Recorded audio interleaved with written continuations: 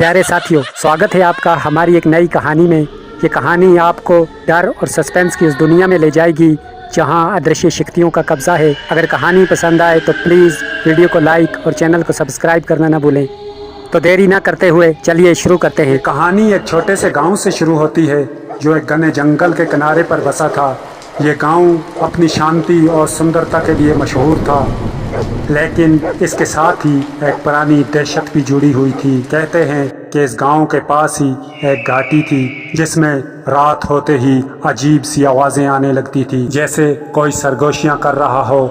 ये आवाज़ें उन लोगों की थी जो कभी उस घाटी में गए और फिर कभी वापस नहीं आए। लेकिन अब फिर सालों बाद गांव में वो आवाज़ें सुनाई देने लगी थी। गांव में उस घाटी को लोग छायाओं की घाटी कहते थे। दिन में ये घाटी सुंदर और हरी भरी लगती थी, लेकिन जैसे ही रात होती यह जगह डरावनी और खतरनाक बन जाती। और उस घाटी के बीच में एक पुरानी टूटी फूटी इमारत थी जिसे सालों से किसी ने नहीं खोला था, और उसकी दीवारों पर अजीब व गरीब नक्श बने हुए थे, जैसे किसी अनजानी भाषा में कुछ लिखा हो। गांव के लोग अब फिर से वही आवाजें सुनने लगे थे। ये आवाजें घाटी के अंदर से आ रही थी।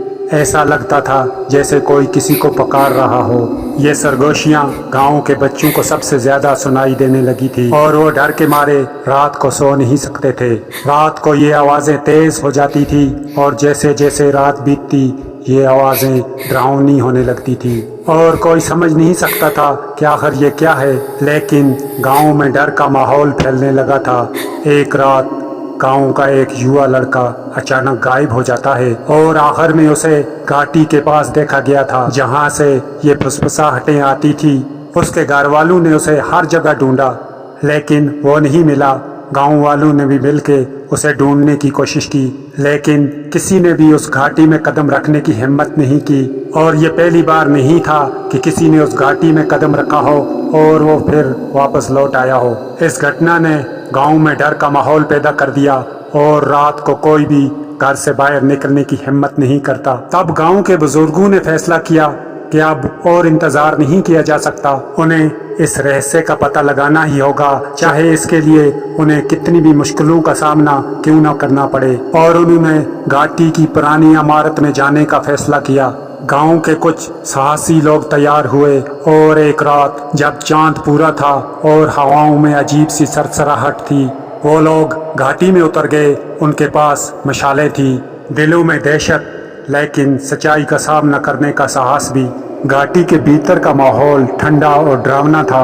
हर कदम के साथ हवा में सरगोशियां तेज हो रही थी, और इमारत के पास पहुंचते ही उन्हें ऐसा लगा कि जैसे उनकी मशालों की रोशनी को किसी ने धीमा कर दिया हो। इमारत के अंदर एक खौफनाक दहशत फैली हुई थी। ऐसा लगता था कि जैसे दीवारों पर बनी हुई आकृतियां हिल रही हों, और तभी एक खौफनाक फुसफुसाहट ने पूरी इमारत को भर दिया। गांव के लोग सहम गए, लेकिन पीछे हटने का कोई रास्ता नहीं था, और उन्होंने इमारत के अंदर कदम रखा जहां अंधेरे और खौफ ने उनका स्वागत किया।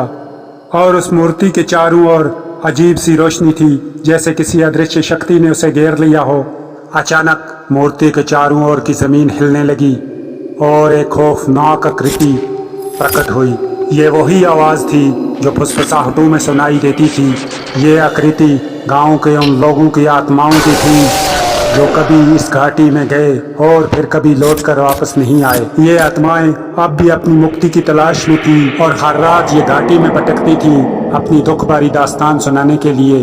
गांव के लोग अब ये समझ गए थे कि ये आत्माएं अब मुक्ति चाहती हैं, और उन्होंने एक पुरानी विधि का पालन करते हुए उन आत्माओं की मुक्ति के लिए प्रार्थना की। और यह खौफनाक आकृति जोर जोर से चलाने लगी, लेकिन गांव वालों ने हिम्मत नहीं हारी और प्रार्थना जारी रखी। आखिरकार इमारत के अंदर एक तेज रोशनी फैली, और वो आकृति गायब हो गई, और वो फुसफुसाहटें भी धीरे धीरे बंद हो गईं। अब घाटी में एक अजीब सी शांति थी। ऐसा लगता था कि जैसे घाटी की आत्माओं को शांति मिल चुकी हो। गांव के लोग इमारत से बाहर आए, और उन्हें ऐसा महसूस हुआ कि घाटी में अब डर खत्म हो चुका है।